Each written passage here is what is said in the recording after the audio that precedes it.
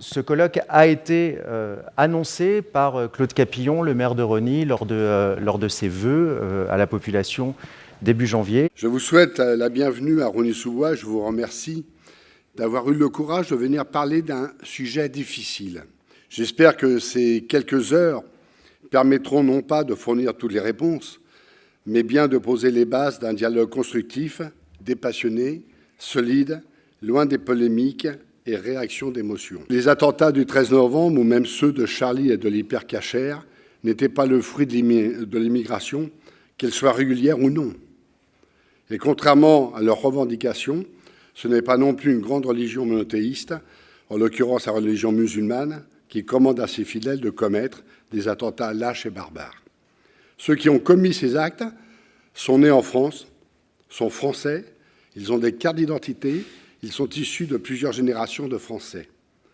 Et je refuse de tomber dans l'amalgame facile entre une religion et son intégrisme. Mais ayons aussi le courage de reconnaître que des petits malfrats sombrent dans le grand banditisme et même le terrorisme en se couvrant derrière le paravent religieux.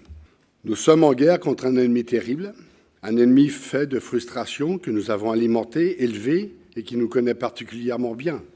Un ennemi qui a épousé d'autres idéaux parce que nous n'avons pas su transmettre, donner du sens à nos valeurs universelles.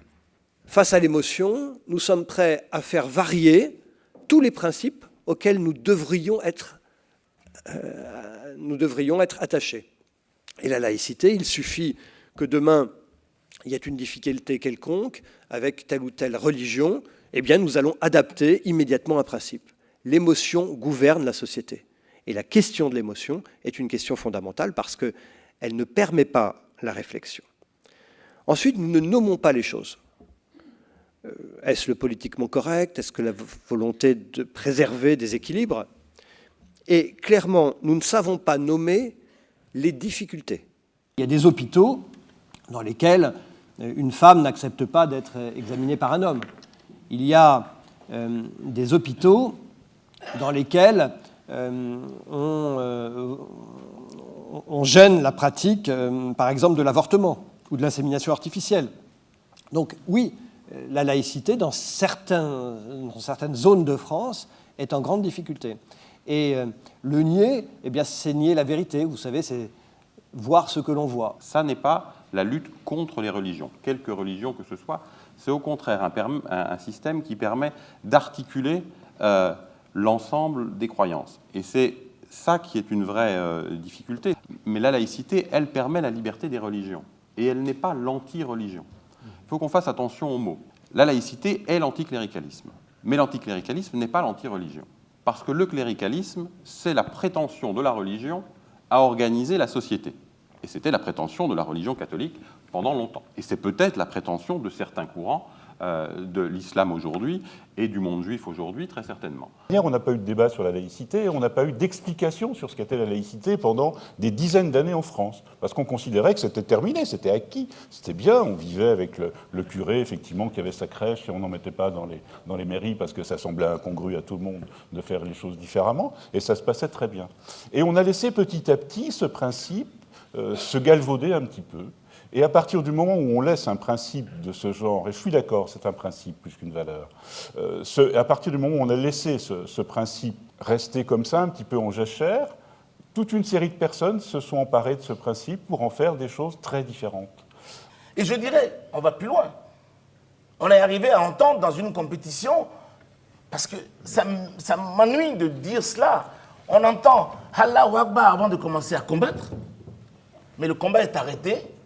Automatiquement, le combattant est sanctionné, et s'il le recommence, non seulement il ne combat pas, mais il va immédiatement, chez nous, ce qu'on appelle la commission d'incivilité.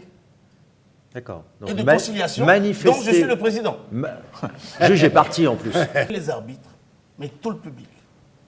De manière à, effectivement, honorer, le pays qui vous accueille pour ce spectacle, honorer le pays qui vous permet de le pratiquer ainsi, le pays d'accueil, et de manière simplement à se rendre compte qu'il y a une référence, une honorabilité, et il y a un certain respect vis-à-vis des choses symboliques qui ont une valeur non négociable. quand vous êtes aux États-Unis et que l'hymne américain se chante, vous n'avez vraiment pas intérêt à rester assis. Parce que je peux vous assurer qu'il y a quelque chose qui se passe et vous le comprenez très vite. On a à peu près une quinzaine de nationalités différentes. Donc il y a un melting pot là qui est Énorme. vaste. Et on n'a aucun problème, parce que pour nous, il n'y a pas de problème de laïcité. Alors, je vais peut-être choquer, mais nous avons un règlement intérieur dans l'entreprise et on applique le règlement intérieur. La religion, c'est privé, ça n'a rien à voir sur le lieu du travail. Et à partir du moment que c'est simple, c'est normal, personne n'en est choqué, qu'on respecte tous, même les employés entre eux se respectent.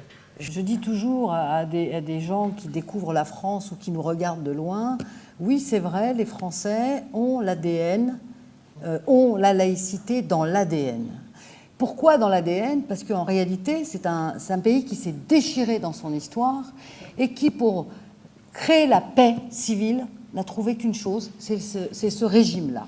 C'est ce régime de laïcité, c'est un régime juridique puisque c'est la loi, mais c'est un régime qui nous garantit la paix civile. C'est ce qui va nous permettre de ne pas, sans arrêt, être en guerre. La guerre des religions, guerre des appartenances, guerre des représentations, etc. Parce que ça, la France l'a payé dans son histoire. Elle l'a payé cher. Ce colloque n'est que le point de départ d'un travail qui aura lieu de façon permanente avec la ville et les partenaires. On a fait la programmation avec le sous-préfet à la politique de la ville il y a quelques semaines et moi je salue toujours le partenariat qu'on peut avoir avec l'État sur ces sujets-là parce que ce n'est pas qu'un sujet qui concerne le maire, c'est un sujet qui concerne tout le monde, y compris les habitants et les associations et les partenaires de cette ville. Donc encore merci au public d'avoir assisté à ce débat. Il y aura une suite à ce colloque. Merci à toutes et à tous.